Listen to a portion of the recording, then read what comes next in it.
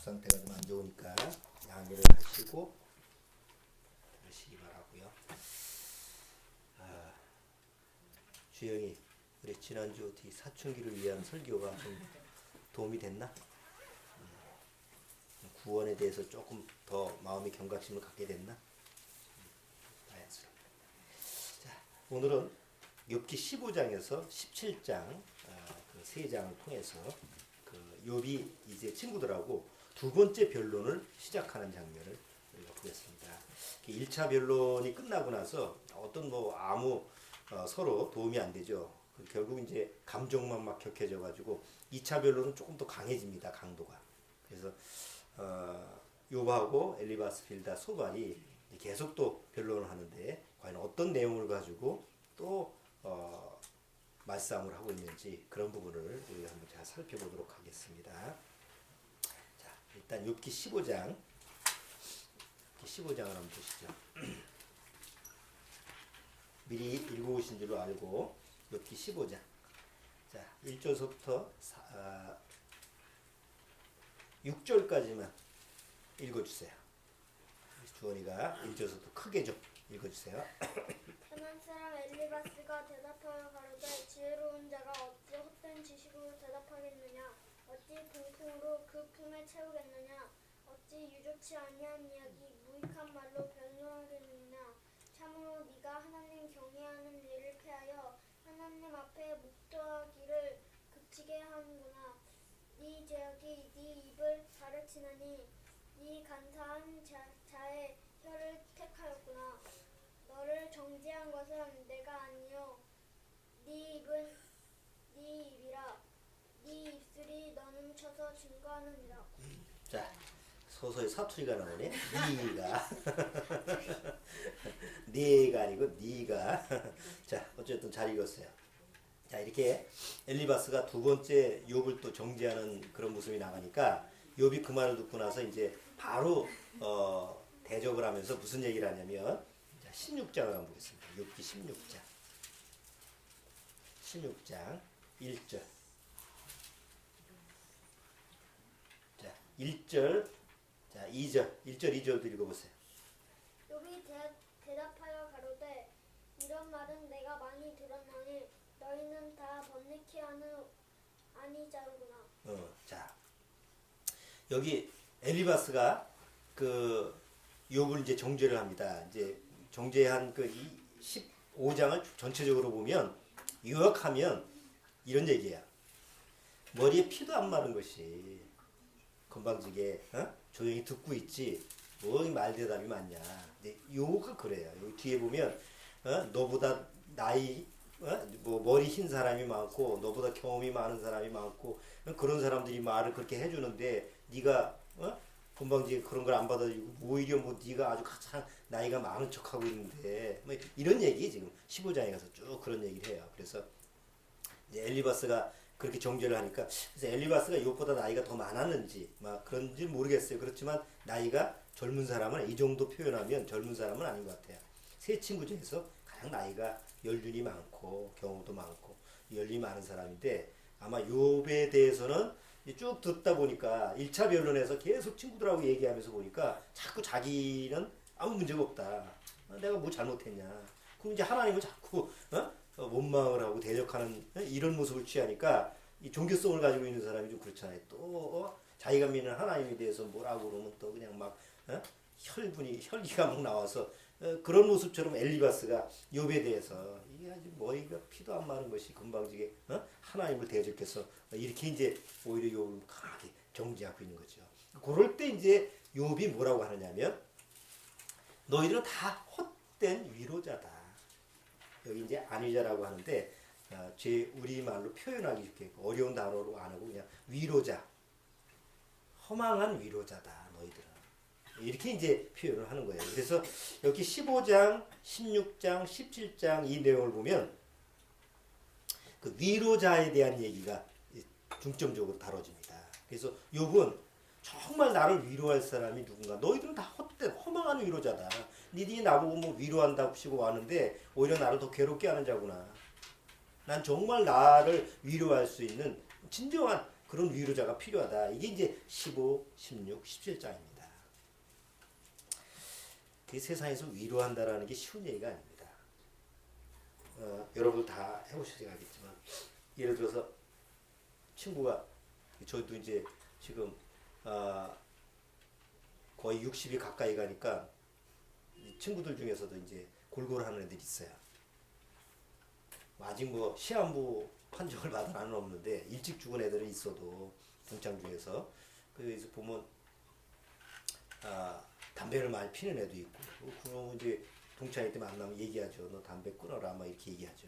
근데 예를 들어서 전화가 왔는데 친구가 폐암 시한부 판정을 받았다고 전화가 왔어요. 그럼 내가 가가지고 어떻게 위로를 해야 되죠? 자식아, 내가 담배 끊으라고 그랬잖아. 이제 보통 친구니까 그렇게 얘기할 수 있잖아요.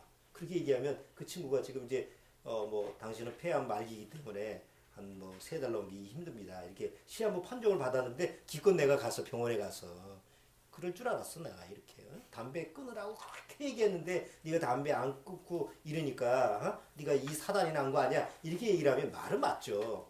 그렇잖아요? 그러면 듣는 친구는 그걸 야, 참 감사하다, 고맙다 이렇게 들을까요? 자식아, 네가 뭐 나한테 담배 사준 적 있어? 뭐 도와준 거 있어? 그 오히려 더 역반응을 일으킬 거야. 그렇잖아요? 술을 많이 하는 친구한테 가서 간암에 걸려가지고 이제 마지막 시한부 인자야. 자식, 술을 그렇게 처먹더니만 결국은 네가 죽는구나. 이렇게 얘기하면 그 친구가 그래, 내가 네 말을 일찍 들을 걸. 이런 사람은 아무도 없어요. 네가 임마 술 한 잔을, 네가 나한테 술 먹는 보탬이 된 거 있어. 뭐 이렇게 하면서 오히려 마음에 역반응을 일으키겠죠. 지금 욥하고 친구하고 그런 모습이라는 거죠. 물론 말은 엘리바스, 빌닷, 소발이 다 말은 맞는 얘기했잖아요. 문제는 욥의 입장에서 그 수용을 할 수가 없는 거예요, 그거를. 그래서 보통 우리가 세상에서도 누구를 위로한다라고 하는 그 자체가 뭐 우리가 일상생활하다 보면 누가 아프거나 병들거나 아니면 뭐 죽음이 왔구나 그러면 가잖아요. 장례식장에 가서 위로를 해야 되고 또 병원에 가서 위로를 해야 되고 또 목사 직책은 그런 걸 더 많이 해야 되고 그런 상황인데 막상 그런 상황이 딱 부딪혔을 때 가서 뭘 위로할까? 위로할 말이 딱히 없어요. 여러분들은 가서 막상 그런 상황에 가서 뭐라고 위로하겠어요? 좋은 일 아니면 쉽지 않아요. 근데 이제 세상에서는 주로 위로받을 사람이 천지예요. 천지. 다. 좋은 예가 세월호 사건이에요. 세월호에서 거의 450명, 거의 500명 가까이 애들이 죽었잖아요. 그 사건이 일어나서 우리나라 이제 대다수 어른들이 기성세대 입장에서는 할 말이 없죠. 애들한테. 어쨌든 그 아이들을 책임져야 될, 뭔가 보호해줘야 될 의무가 어른 아닙니까? 그러니까 내가 그 일을 뭐 해양수산부나 뭐 이런 해경 이런 거를 직책을 안 가지고 있다 하더라도 그래도 적어도 어른인데 그 아이들을 좀 보호해주고 해야 되고 지켜줘야 될 그런 좀 의무가 있는데 그걸 못했다는 것 때문에 다 이제 망연자실하고 있죠. 그 화면을 보면서도 어떻게 위로해야 될지 몰라. 그 이제 그래도 위정자들이 이 정치적으로 이런 국회의원이나 이런 뭐 장관들이 이렇게 내려가면 위로가 됩니까? 사람들이 위로차 가서 그 방문하고 사람들이 어떻게 했어요? 뭐 집어 던지고 오지 말라고 그러고 막 난리를 쳤죠? 왜요? 위로가 안 되는 거야. 물론 그렇게 한다고 해서 해결될 문제가 아닌데 부모 입장에서는 너무 억울하잖아. 세상에 그렇게 부실한 그런 제도를 해가지고 그런 상황에서 그 아주 피 흘리지 못한 그 애들을 갖다가 죽였으니 누가 위로를 할 수 있겠어요? 아무도 위로를 못하죠. 결국 뭐 위로자도 없었고 위로받는 사람도 아무도 없었어요. 지금 남은 건 뭐예요? 보상 가지고 싸우는 것밖에 안 남잖아. 그러니까 세상 위로라는 건 참 그렇게 허망한 거예요. 교통사고로 누가 죽었어. 그럼 가해자 입장에서는 뭐라고 할 말이 없지. 그렇잖아요? 피해자한테 가서, 가족한테 가서. 내가 실수를 해가지고 뭐 횡단보도를 뭐 그냥 내가 모르고 그냥 쳤다. 정말 100배 사죄하고 내가 뭐 보상을 하겠다. 이렇게 해도 절대 그 가족한테는 위로가 안 되잖아요. 그래도 결론은 뭘로 해야 돼요? 돈으로 해결해야 돼. 말로 해결될 수 없는 거니까. 그러니까 세상에서 가만히 보면 위로가 당연히 필요한데 마땅히 위로할 수 있는 말이 없다는 거야. 막상 뭐 아까도 얘기했지만 그 시한부 판정을 받았어, 친구나 가족한테. 그럼 가서 여러분이 가서 뭐라고 위로를 할 거야? 사실 목사도 가서 위로할 말이 없어요. 더군다나 구원받으면 말이 나오는데 구원받지 못한 사람한테는 뭐로 가타부타 얘기할 말이 없어. 특히 가족 중에 자살한 사람한테. 저도 이제 그런 경우가 있는데, 아는 분이 남편이 갑자기 자살을 했어요. 저한테 전화 와가지고 상황이 이렇다고, 가족한테, 아이들한테는, 그 아이들도 있으니까 아이들한테는 비밀로 하고 그냥 돌아가신 걸로 하고, 연세 드신 분이 돌아가셨으니까. 근데 이제 그 당신 자신이 너무 뭐 본인이 괴로워하다 보니까 이제 자살을 했어요. 할 말이 없는 걸 가서 뭐라고 얘기를 해야 되겠어요? 아, 그렇게 죽으면 안 되는데 참 안타깝습니다, 이렇게 얘기할 거예요? 아니면 뭐 좋은 데 가시겠죠. 자살을 했는데 어떻게 좋은 데를 가? 그런 말도 못하지. 사고 난 것도 아니고. 정말 할 말이 없더라고요.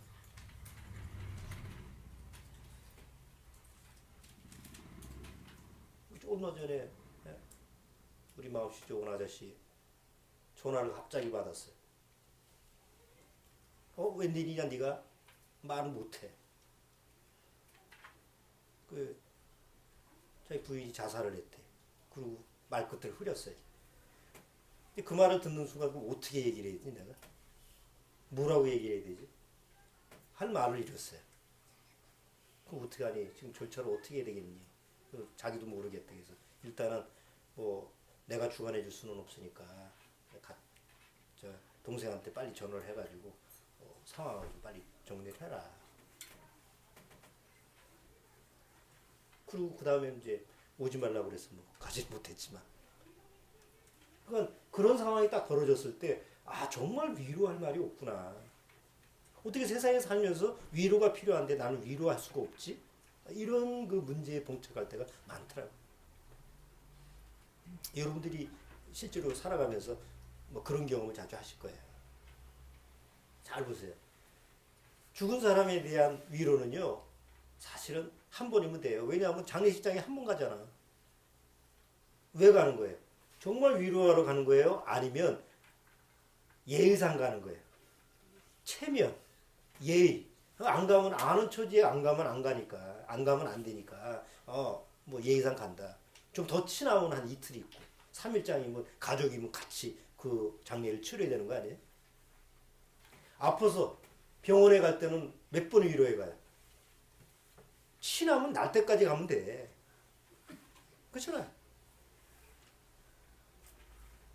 근데 계속 해줄 수는 없잖아, 위로를. 쫓아다니면서, 그리고 위로가 되는 것도 아니고. 그리고 위로라는 게요, 무조건 내가 가서 위로가 되는 게 아니에요.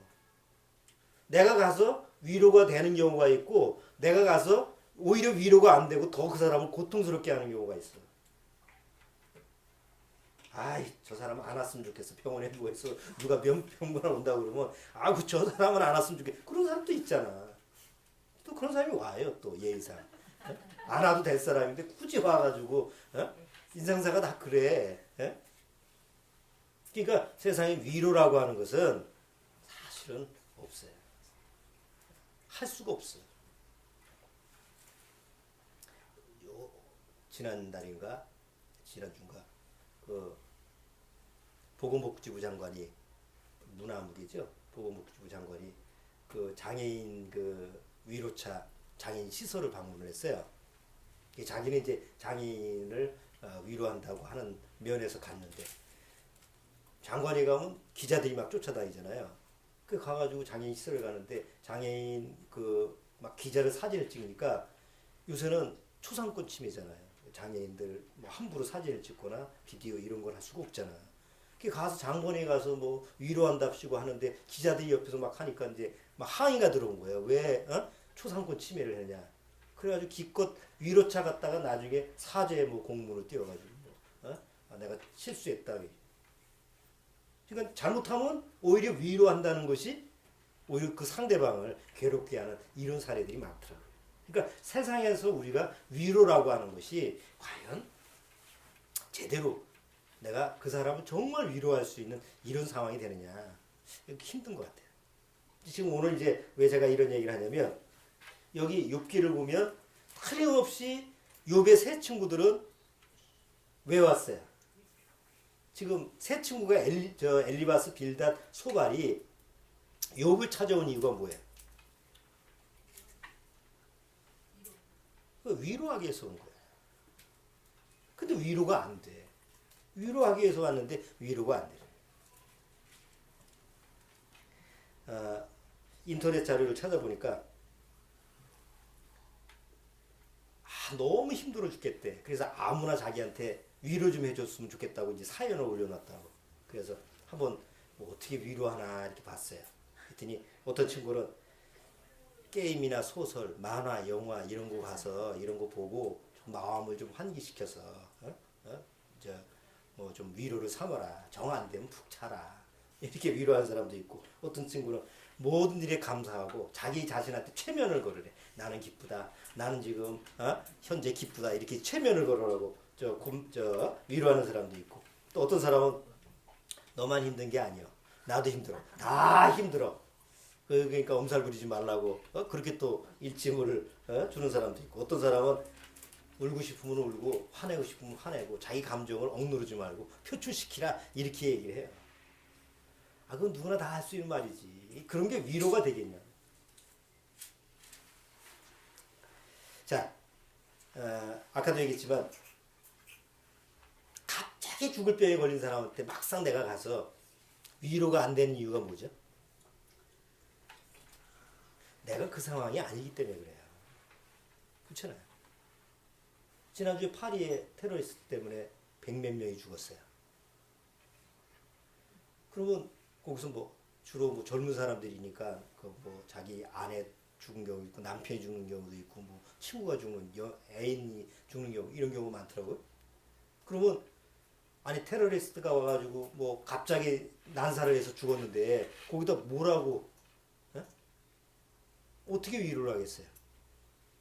그봐 내가 술집에 가서 춤추지 말라고 그랬지 뭐 이런 상황에 대해서 얘기를 할 수는 없잖아.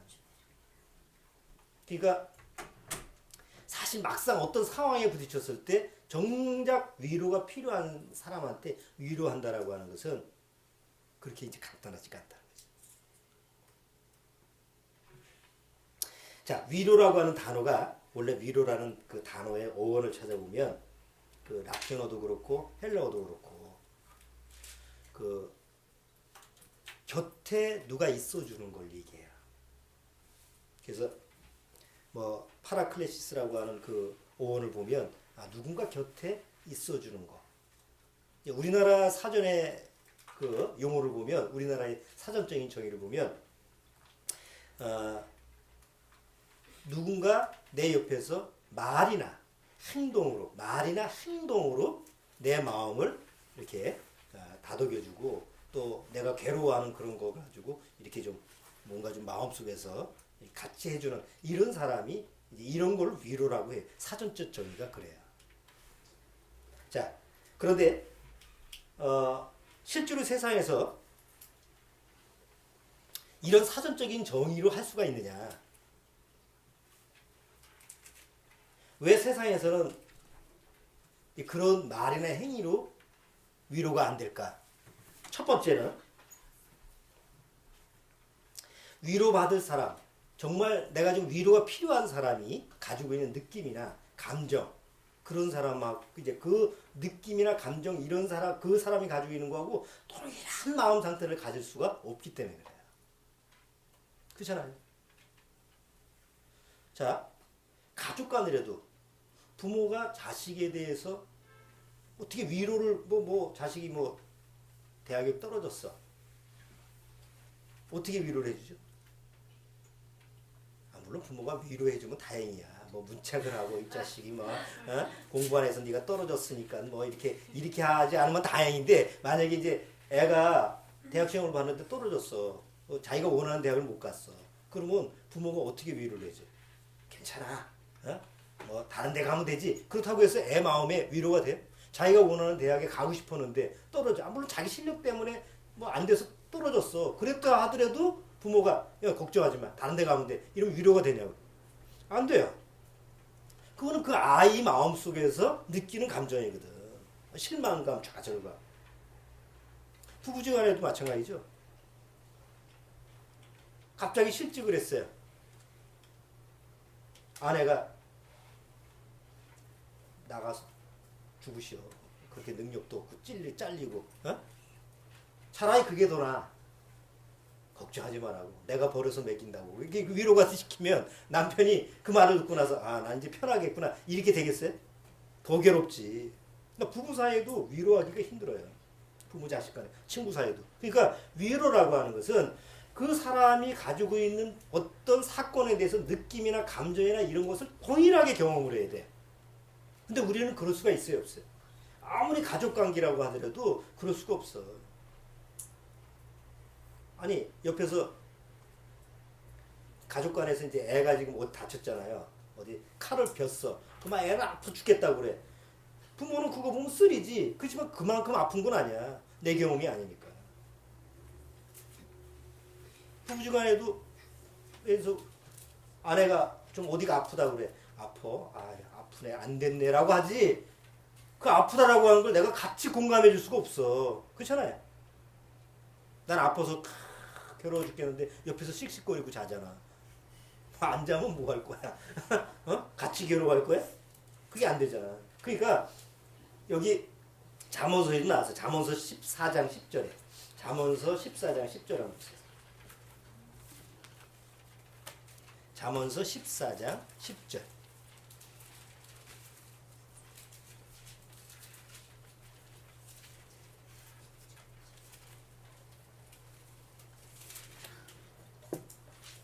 잠언서 14장 10절.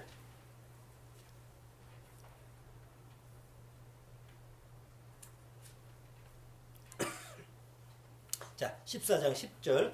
주원이가 한번 크게 읽어주세요. 마음의 고통은 자기가 알고 마음의 즐거움도 타인이 참여하지 못하느니라. 마음의 고통은 누가 알아? 자기밖에 몰라. 누가 남이 못 알아줘.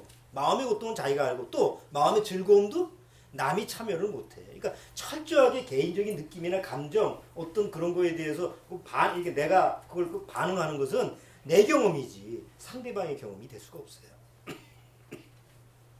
자, 그렇기 때문에 위로라고 하는 것은 내가 누구를 위로해 준다고 해도 그 위로가 그 사람한테 전적으로 100% 마음을 만족시킬 수 있는 위로를 해줄 수가 없어요. 두 번째, 위로받을 사람이요 말로만 위로하는 건 아무 소용이 없어요. 정말 위로가 필요한 사람, 자 보세요. 지금 죽을 병에 걸렸어요. 당신은 시한부 인생에 걸려가지고 지금 3개월밖에 못 살아. 그럼 그 사람이 필요한 위로는 뭐예요? 내가 죽지 않고 아 나는 오래 살 수 있다. 이게 위로죠. 근데 내가 그 사람한테 가서 뭐라고 해줄 수 있어요? 내가 보니까 더 오래 살 것 같아. 한 30년은 살 것 같아. 그렇게 말할 수 있어요? 아, 말은 그렇게 해도 농담이지 그거는. 그렇게 해줄 수가 없잖아. 아까 사전적인 의미가 뭐라고 그랬어요? 위로라는 사전적인 의미. 곁에서 따뜻한 말이나 행동의 행동으로 괴로움을 덜어주거나 슬픔을 덜어주는 게 위로라는 말이에요. 그럼 내가 막상 그 사람한테 가서 말과 행동으로 그 사람한테 위로를 해줘야 되는데 우리는 주로 말로 하잖아. 내가 너 살려줄게. 죽을 사람한테 내가 너 살려줄 수 있어. 이 위로가 되는 거예요. 망한 사람한테 내가 다시 흥하게 해줄게. 욥의 세 친구는 그게 돼야 안 돼요. 세 친구가 욥한테 왔어요.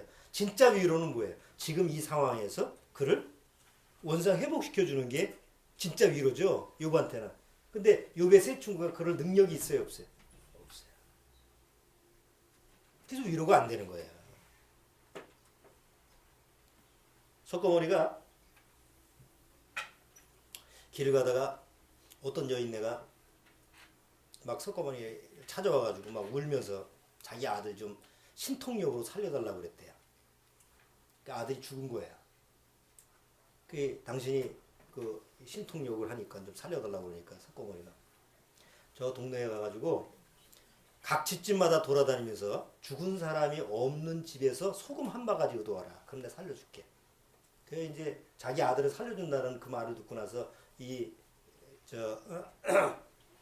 어머니가 그 온 동네를 싹 뒤져가지고 집집마다 돌아다녀서 죽은 사람이 없는가 봤어요. 여러분 죽은 사람이 없는 집이 있어요? 아니 그 가정에 죽음이 없는 곳이 어디 있냐고. 다 죽은 사람 있지. 할아버지가 죽고 할머니가 그 위에. 그쵸? 그러니까 다 돌아다니니까 없어요. 그 와서 없던데 그래 다 죽어. 그러니까 그 여인이 무릎을 탁 치면서 아 그렇구나 하고 출가를 했대. 아니 그게 위로냐고. 어? 종교적인 입장에서 위로는 그 정도예요. 그렇잖아요. 근데 그거는 위로가 아니죠. 죽은 자를 살려야지 그게 참 위로예요. 그래서 우리는 누구를 위로할 때 말이나 어떤 행동으로도 그 사람의 문제점을 아무것도 해결할 수가 없기 때문에 우리는 위로를 해줄 수가 없어요. 세 번째는 좀 위로를 해주고 싶어도요. 영원히 지속적으로 할 재간이 없어요. 아까 제가 얘기했잖아. 누가 죽었어. 그러면 장례식장에 가서 몇 번? 뭐 한 번 뭐 부주하고 위로하는 거 그 정도야. 보통 우리가 이 세상에서 하는 게. 뭐 친한 사람이 아프다 그러면 그 사람이 날 때까지 몇 번 병원에 가서 뭐 위로차 할 수 있어. 근데 그 사람 옆에서 지켜서 그냥 그렇게 위로할 수는 없잖아요. 그러니까 영원히 우리가 그 상대방을 위로해 줄 수 있는 이런 능력이 있어요, 없어요? 없어요. 그러니까 이런 문제 때문에 우리가 어떤 이 세상에서 누군가 위로해 준다라고 하는 것은 불가능해요. 자, 근데 가능한 분이 있죠. 석가모니도 아까 얘기했지만 불가능했어요. 공자님도 불가능해요. 죽음이 뭐냐라고 제자가 물어봤을 때 사는 것도 다 깨닫지 못했는데 어떻게 죽는 걸 깨닫느냐. 한계점이에요. 자, 예수님이 이 세상에 오셨습니다. 요한복음에 보면 요한복음을 한번 순서대로 볼게요. 요한복음 4장에 누가 나오죠? 요한복음 4장. 4장은 사마리아 여자가 나옵니다. 사 이렇게. 어? 요한복음 4장에 보면 사마리아 여자가 나옵니다. 사마리아 여자는 위로가 필요한 여자였죠. 그 당시에. 세상 사는 게 너무 힘들어. 남편 5을 갈아치면서까지도 어떻게 살아보려고 발버둥을 쳤던 사람이에요. 그런 남편한테 위로를 받고 싶었어요. 남자한테. 아, 이 사람한테 내가 위로가 될까? 저 사람한테 위로가 될까 해서 남편 5이 있는데도 아직도 마음에 위로가 안 되죠. 어느 날 우물가에서 누구를 만납니까? 예수님을 만납니다. 예수님이 종교적으로 얘기한다면, 종교적인 입장에서 얘기한다면 그 여인한테 뭐라고 얘기하겠어요? 야, 그 사람을 좀 잘 골라봐라. 어? 제대로 좀 믿음이 있는 사람 골라가지고 제대로 좀 팔자 좀 고쳐봐라. 이렇게 세상적으로 얘기하면 뭐 그런 식밖에 안 될 거야. 그런데 그 사마리아 여자한테 필요한 것은 외형적인 환경이 변화가 아니에요. 내면이죠. 바로 그한테 필요한 것은 영원한 생명이 생명수예요. 그래서 예수님 사마리아 여자 보고 뭐라고 그래요? 네가 원한다면 내가 영생하는 물을 줄 텐데 라는 말을 던지죠. 그런 계기를 통해서 결국은 그 사마리아 여자가 뭘 얻어요? 정말 영원한 생명을, 영생을 예수님을 통해서 얻죠. 그 사마리아 여자가 예수님을 만나고 나서 더 이상 세상의 위로가 필요했을까요? 필요 없었을까요? 더 이상 세상의 위로가 필요 없었어요. 보세요. 예수님은 그 사마리아 여자를 만나고 나서 어떤 위로를 줬어요? 종교적인 위로가 아니에요. 일시적인 위로가 아니에요. 영원히 그 사마리아 여자가 전혀 마음속에서 부족함이 없는 아주 완전한 위로를 준 게 예수님의 모습이에요. 5장에 가면 누가 나타납니까? 5장에 38년 된 병자가 나타납니다. 여러분 38년 동안 그는 연못에 누워 있었죠. 그래서 그 연못은 어떤 연못이에요? 천사들이 가끔 내려와가지고 물을 막 휘저을 때 1등으로 들어간 사람 만나. 참 아주 치사한 천사야. 아니 들어가면 다 나야지 어떻게 한 사람만 나. 에? 그런데 이 사람은 38년 동안 뭐예요? 꼼짝 그 누가 옮겨주지 않으면 움직일 수 없는 사람이니까 꼼짝없이 누워있기 때문에 그 연못에서 그냥 살았어요. 그럼 어떻게 살았을까? 38년 된 그 누워있는 사람이 거기서 누가 옆에서 아무리 가족이 돌봐준다고 해도 38년 동안 그걸 어떻게 돌보겠어요? 거의 내팽개치다시 거기다가 거의 폐기시켜 놓은 거지. 그 사람한테 어떤 위로를 하겠어요? 지나가다가 동전 한 입 던져주는 거 그런 거 위로 말고는 누가 위로를 줄 수 있겠어요? 그렇잖아요. 그 38년 된 병자가 예수님을 찾질 않았어요. 그는 예수님을 찾을 기력도 없었어요. 다만 천사가 와서 물 한 번 움직이면 그때 한번 요이 땅하고 들어가기를 원하는데 그것도 불가능하지. 누가 옆에서 이렇게 들어줘야 되잖아. 언제 누가 올 줄 알고 가족이 대기하고 있어. 그러니까 그냥 거기서 죽을 수밖에 없어. 그한테는 어떤 위로가 필요해요? 그 38년 된 병자한테 필요한 건 뭐예요? 좋은 말이 아니에요. 내가 고생이 많구나. 애쓰는구나. 이런 말이 아니에요. 낫는 거야. 일어나서 걷는 거야. 그거 말고는 위로가 없죠. 38년 된 그 병자한테. 근데 예수님이 그 38년 된 병자가 부르지도 않았는데 예수님을 찾지도 않았는데 예수님이 찾아왔어요. 진짜 위로자가 찾아왔어요. 38년 된 그 병자한테 찾아와서 뭐라고 그래? 네가 원하는 게 뭐냐? 나 걷기를 원합니다. 그러면 한 1년만 교회생활 잘하고 기도생활 잘하고 뭐 세상 종교로 얘기하면 그렇게 행위를 얘기하죠. 네가 이런 거를 날라면 이렇게 해야 된다는데 예수님이 바로 뭐라고 그래? 일어나 걸으라고 그러죠. 그게 위로예요. 진짜 위로라고 하는 것은 무슨 조건이 있는 게 아니에요. 그 사람이 필요에 의해서 그 사람이 정말 필요한 것을 바로 제공시켜주는 게 바로 진짜 위로예요. 그러니까 사람은 할 수가 없어요. 구자에 가면 누가 나와요? 구자에 요한복음 9장에 보면 날 때서부터 소경된 자가 나옵니다. 아니 중간에 실명을 한 게 아니에요. 태어날 때서부터 소경, 장님으로 태어났어. 그 사람의 위로는 뭐죠? 내 눈 한 번 떴으면, 야, 너 눈 뭐 소경이라도 다 잘 살 수 있어. 뭐 내가 편안하게 해줄게. 이러고 소용이 없어. 지금 눈 뜨는 거 말고는 그 사람 다른 위로가 없어요. 근데 거기 그런 내용이 나와요. 뭐 시간이 많이 가서 일일이 내가 설명 못하는데 요한복음 할 때 우리가 살펴봤죠. 요한복음 9장에 그 뭐죠? 날 때부터 소경된 자가 주변에 제자들이 뭐라고 그래요? 저 사람이 날 때서부터 저렇게 소경으로 태어난 게 부모의 죄입니까? 뭐 조상의 죄입니까? 이렇게 물어봐요. 우리가 그렇게 위로한다고 합시다. 야, 이거는 네 죄가 아니야. 네 잘못이 아니야. 네 부모의 잘못이야. 네 조상의 잘못이야. 이게 위로가 돼? 아무 위로가 안 되는 거지. 그가 위로가 될 수 있는 건 오직 하나. 눈을 뜨는 거예요. 예수님이 그 날 때서부터 소경된 자를 만났을 때 예수님이 어떻게 위로했어요?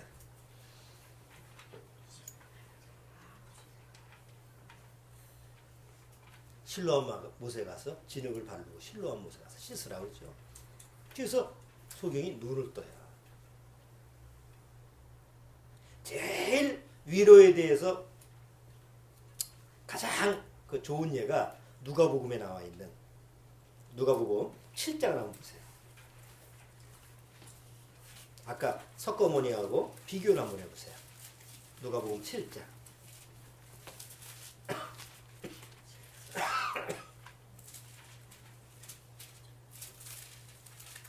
자, 누가복음 7장.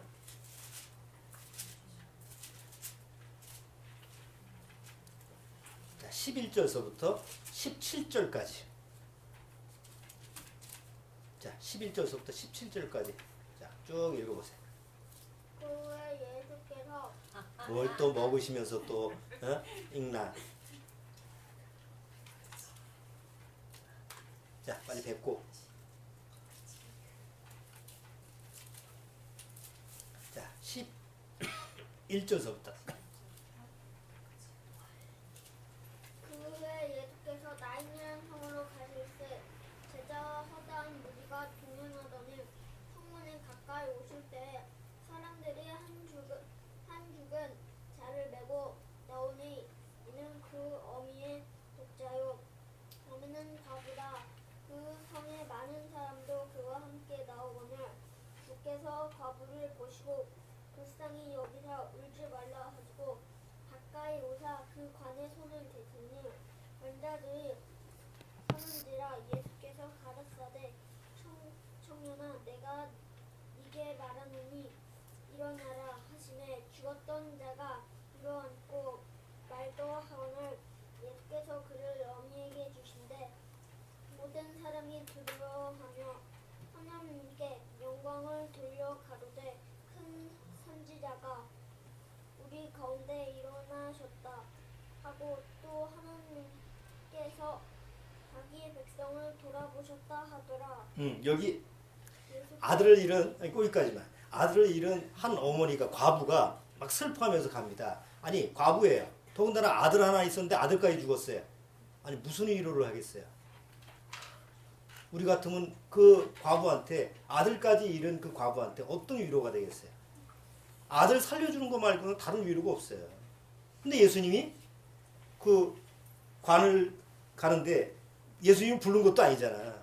지나가는 그 장례 치르는 그 길에서 딱 멈춰서 가지고 그 과부의 아들을 살려요. 왜? 그게 진정한 위로예요. 석가모니처럼 동네에 다 돌아다니면서 왜 이렇게 고생을 시켜? 처음서부터 안 된다고 그래야지.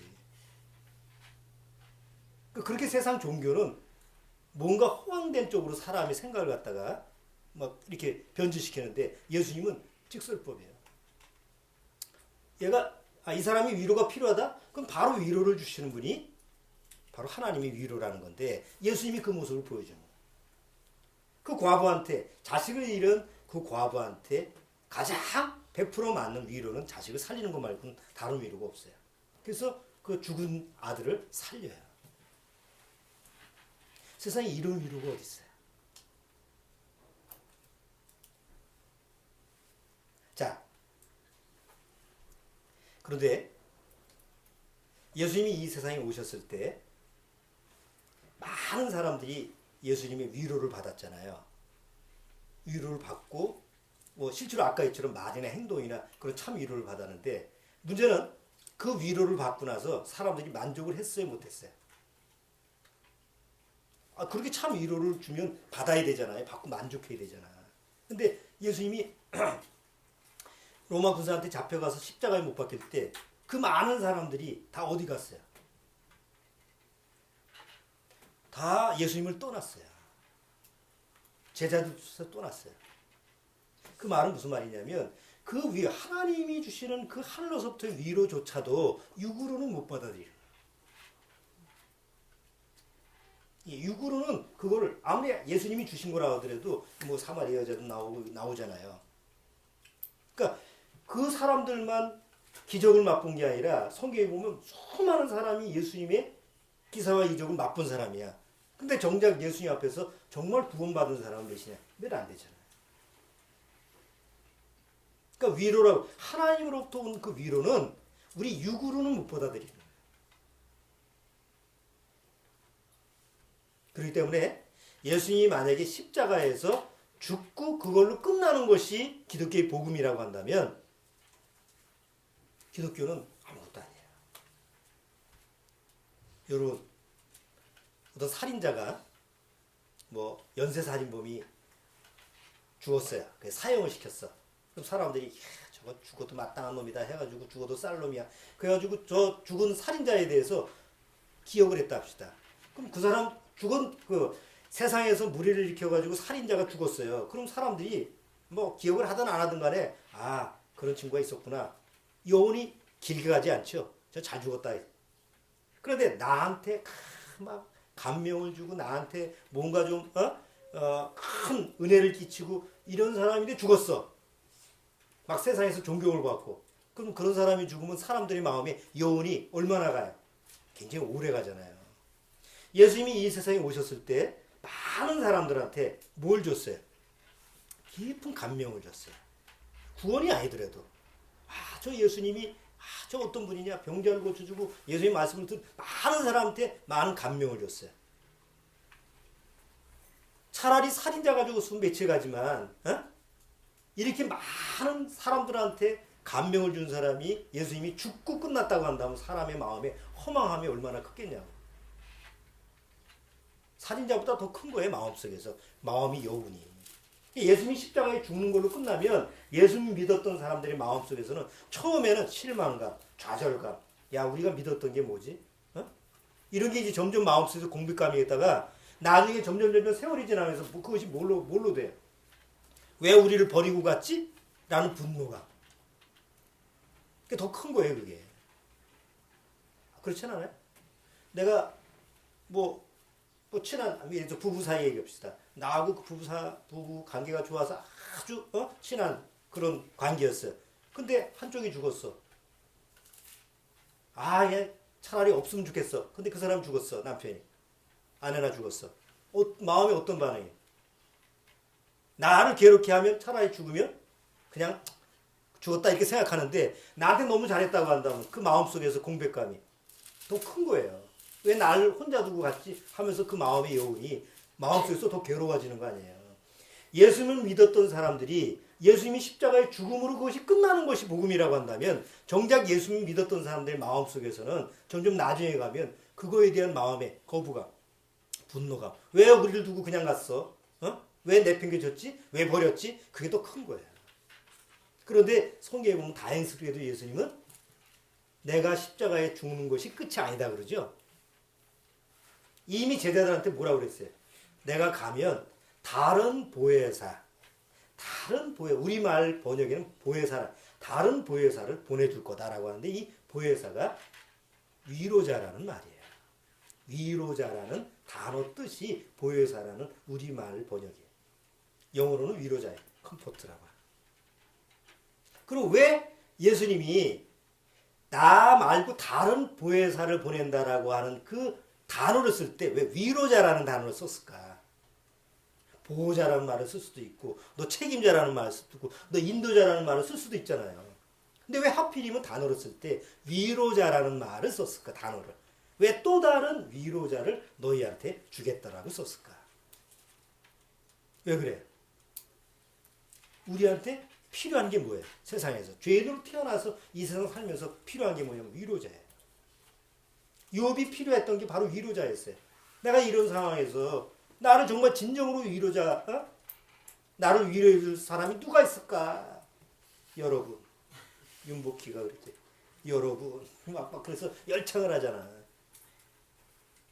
그게 아니고 예수님은 그래 내가 십자가에서 너희 죄를 대신 담당해서 죽지만 내가 죽으면 끝이 아니야. 나는 너를 위해서 십자가에 죽는 걸로 육체는 떠나지만 또 다른 보혜사 성령이 너희들한테 올 거야. 그 성령을 다른 말로 위로자다라고 예수님이 불러준 거예요. 보세요. 그 성령은요. 왜 나를 위로할 수 있냐면 구원받은 다음에 성령이 어디로 와요? 내 안에 들어옵니다. 그럼 내가 경험하는 느낌, 감정 그런 모든 거를 같이 공감할 수 있어요? 없어요? 할 수 있어요. 더군다나 성령은 이미 내가 예수 그리스도와 함께 십자가에서 죽고 다시 사는 것을 함께한 분이죠. 그러니까 바로 성령이 내 안에 들어왔을 때 예수님 안에 있는 그 모든 것이 내 안에서 적용될 수 있도록 나를 돕는 분인데 단순히 돕기만 하는 게 아니고 내 안에서 위로를 하는 거예요. 나하고 동일한 하나가 돼서. 아까도 얘기했잖아요. 나는 누구를 위로하려고 해도 그 사람의 느낌이나 감정이나 어떤 그 사람이 경험한 것을 내가 동일시할 수 없다고 그랬죠. 내 경험이 아니니까. 근데 성령은 똑같이 내 안에 들어와서 그걸 경험할 수 있는 거예요. 나와 하나가 되니까. 그래서 오직 예수님이 보내신 성령만이 나의 위로자가 될 수 있어요. 두 번째는 뭐예요? 말이나 행동으로 내가 원하는 것을 해줘야 된다는 거죠. 자, 성령이 내 안에 오면 뭐예요? 죽은 나를 어떻게 했어요? 죽은 나를 살렸잖아. 육체적으로 질병 고치고 이런 게 아니고 이제는 죄로 죽은 나를 다시 살린 분이 바로 예수 그리스도의 그 안에 영이잖아요. 그러니까 진짜 위로가 되는 거죠. 세 번째는 위로를 하려면 나하고 영원히 함께 있어야 되잖아. 부모나 자식이나 누구도 나 옆에서 위로할 수가 없잖아. 그런데 성령님은 내 안에 들어와서 나와 영원히 함께 하면서 나를 위로할 수 있는 거예요. 그래서 예수님이 야, 내가 간다고 해서 슬퍼하지 마라. 너희한테 진짜 위로자를 줄 거야. 그리고 그 위로자를 성령으로 보내주신 거예요. 이미 예수님이 죽기 전에 약속을 하셨잖아요. 그걸 누가 약속했어? 뭐 공자가 했어, 석가모니가 했어. 그런 약속을 한 사람이 세상에 어떤 종교에 누가 있어요? 아무도 없어. 그냥 세상 육신적인 위로는 나름대로 했지만 그건 위로가 만족이 안 되잖아요. 근데 예수님은 십자가에 죽은 그 자체는 우리 죄를 위해서 죽으셨지만 그게 끝이 아니고 죄로 죽은 이후에 나로 하여금 진짜 위로자를 보내주셔가지고 영원히 나를 위로하실 수 있는 그런 보혜사를, 그런 위로자를 내 안에 주신 거라. 욥이 이걸 알아야 되는 거예요. 만약에 욥 안에 위로자가 있었다고 한다면 새충과 뭐라고 씹어려도 그거 가지고 대항을 안 해요. 여러분 생각해 보세요. 여러분이 정말 구원받고 나서 성령님이 여러분이 위로자가 됐어. 누가 옆에서 나한테 씻고 너는 얼굴이 이렇게 생겼니? 너는 어떻게 뭐 그렇냐? 너는 왜 병이 아무리 누가 옆에서 해도 내가 마음에서 막 변동이 있어요, 없어요? 가을이 되면 쓸쓸해져요? 많이 쓸쓸해져. 낙엽을 보면 그 느낌이야. 그렇지만 구원받은 다음에는 그런 옛날 구원받지 못했을 때 그런 그 쓸쓸 그런 게 없어요. 뭔가 뿌듯하고 뭔가 내 안에 꽉 채워진 것 같은 뭔가 아니 환경은 나빠지는데 내 마음속에서 그거 가지고 변동이 이렇게 없어. 왜? 항상 나를 위로하는 위로자가 안에. 그러니까 세상 사람이 어떤 위로를 원하지 않는 거예요. 왜? 그 위로 자체가 더 시끄러워. 차라리 그렇게 말하는 것 자체가 듣기가 싫으니까 세상 말로 위로하는 건 안 듣고 그냥 내 안에서 역사하시는 성령님의 위로를 매일 마음속에서 듣기를 원하고 또 듣고 사는 거예요. 저도 신기해요. 구원받고 나서 환경하고 관계없이 늘 내 마음속에서 내 마음이 찬송가처럼 평안해라는 게 뭘까? 내 안에 위로자가 계셔서 그렇구나. 예수님이 약속하신 대로 그 위로자가 내 안에 오셨고. 요한복음 14장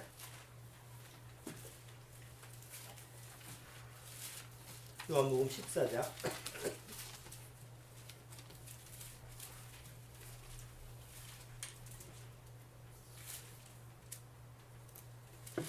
자, 요한복음 14장 16절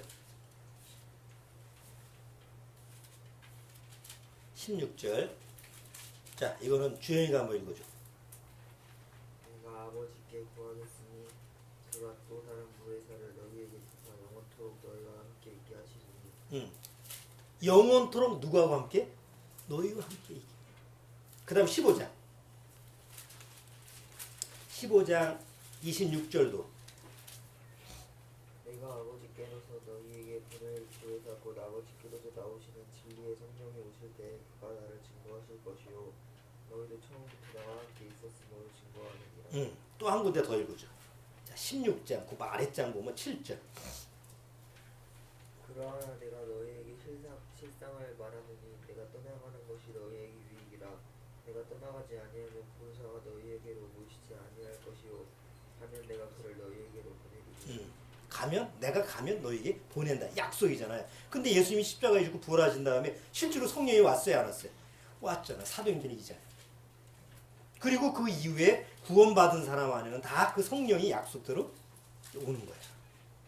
자, 내가 지난주도 얘기했지만 사춘기 때 구원을 받으면 사춘기 때 지나가면 이제 자기 인생을 이렇게 설계를 하고 또 여러 가지 자기가 원하는 쪽으로 나가잖아요. 그리고 뭐 예를 들어서 이 아이가 재능이 있어서 어디 가서 공부를 해야 된다.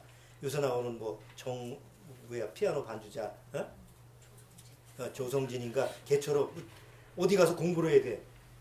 근데 구원을 받지 못하고 하면 부모 마음이 얼마나 애타해. 저거 가서 죽을지 어디 가서 그렇잖아요.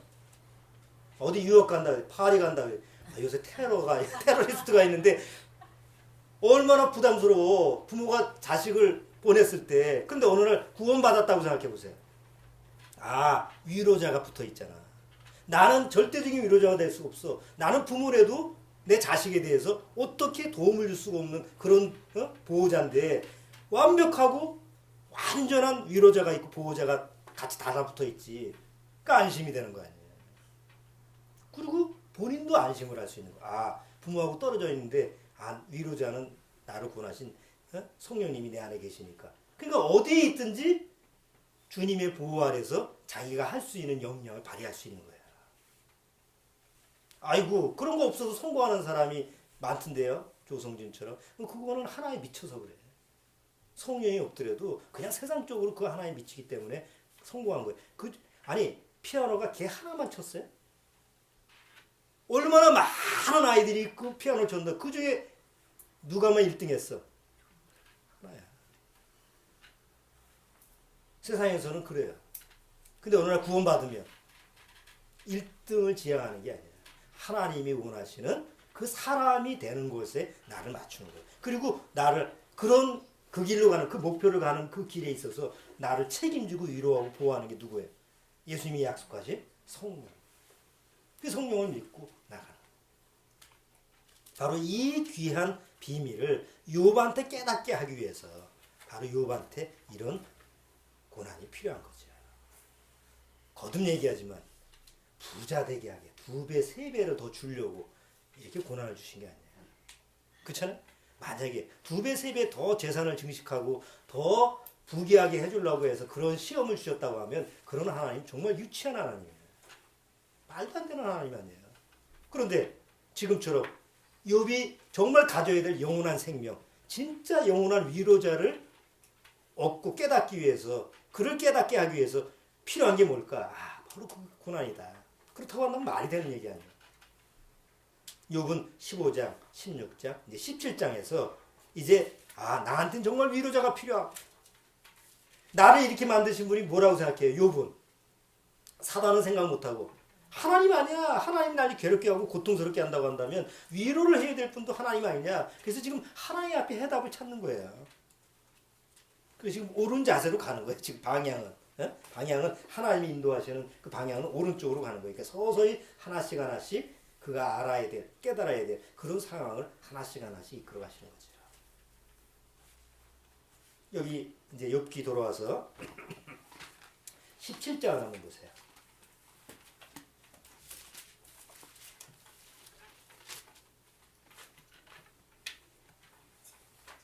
욥기 16장 16절. 욥기 16장 16절. 주원이 한번 읽어주세요. 내 얼굴은 울음으로 붉었고 내 눈꺼풀에는 죽음의 그늘이 있구나.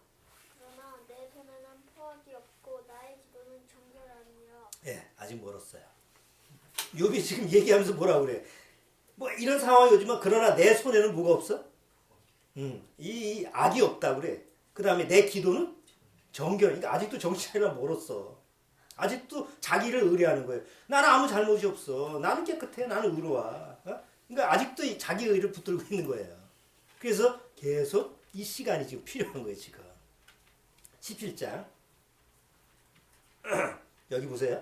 3절 또 3절 한번 읽어보세요. 청컨대 보증물을 주시고 친히 나의 보주가 되옵소서. 주 외에 나로 더불어 손을 칠 자가 누구이리까. 자 여기서 욥이 간절하게 바라는 게 뭐예요? 나에게 보증물. 쉽게 말하면 나를 도울 자를 좀 찾는 거예요. 하나님 나 도울 자를 주세요. 그런데 아직은 주면 안 돼요. 왜냐하면 그 다음 귀절을 보세요. 자 다음 귀절 계속 읽어야지. 4절. 주께서 그들의 마음을 가리어 깨닫지 못하게 하셨사오니 그들을 높이지 아니하시리라. 친구를 지적하여 해를 받게 한 자의 자식들은 눈이 네 멀지니라. 지금 이 새 친구한테 얘기하는 거예요, 지금. 어? 나를 지적하고 있는 저 새 친구의 자식들은 뭘 멀으라고? 에이씨, 눈이 멀어버려라 있어. 그러니까 지금 욥의 마음은 아주 그냥 강팍해진 거예요. 그렇지만 여전히 하나님이 원하시는 그런 이제 의도대로 점점 해답은 하나님한테밖에 없구나 하면서 이제 하나님을 향해서 이제 해답을 찾아 나가는 거죠. 참 이게 쉽지 않죠, 이게. 이렇게 쉽지 않아요. 그러니까 욥이 한 심령이 구원을 받는 그 과정이 그렇게 간단하지 않아요. 근데 우리는 구원받고 보면 굉장히 쉬웠잖아요. 근데 사실 욥이 구원받은 그 과정이 사실 함축적으로 우리가 구원받았을 때 그 내용이 다 들어가 있어요. 어느 날 내가 구원받고 신앙생활하면서 욥을 통해서 내가 하나님 앞에 이렇게 영혼 구원을 받을 때 이런 모습의 과정이 있었구나라는 걸 우리는 욥기를 통해서 깨달을 수가 있죠. 이렇게 귀하게 하나님이 이런 인도하심을 통해서 또 이런 영혼 구원을 위해서 하나님이 나를 이끌어 가셨구나. 구원에 대한 세세한 것을 자세히 쉽게 말하면 구원에 대한 어떤 그 영혼 구원에 대해서 그 수술한 내용이 아주 상세하게 기록된 그런 자료가 바로 욥기나 마찬가지예요. 구원에 대한 초점에서 욥기를 봐야지 이게 풀리지. 구원 받은 이후에 뭐가 잘 되네 이렇게 하면 이 내용은 절대 풀어질 수가 없죠. 자, 오늘 욥기 15, 16, 17장을 통해서 이제 진짜 나의 위로자가 누구냐? 난 정말 위로가 필요한데 바로 그 위로자를 하나님이 그 욥을 통해서 깨닫게 해주는 그런 부분, 필요성을 깨닫게 하는 이런 부분을 봤는데 다음 주에 보면 또 빌닷이 또 나타나서 또 한 판 또 합니다. 그래서 다음 주에 빌닷과의 2차 변론에서 또 어떤 주제의 내용을 가지고 또 이렇게 변론을 하는지 그런 부분을 또 살펴보도록 하겠습니다. 자, 기도하겠습니다. 주님 감사합니다.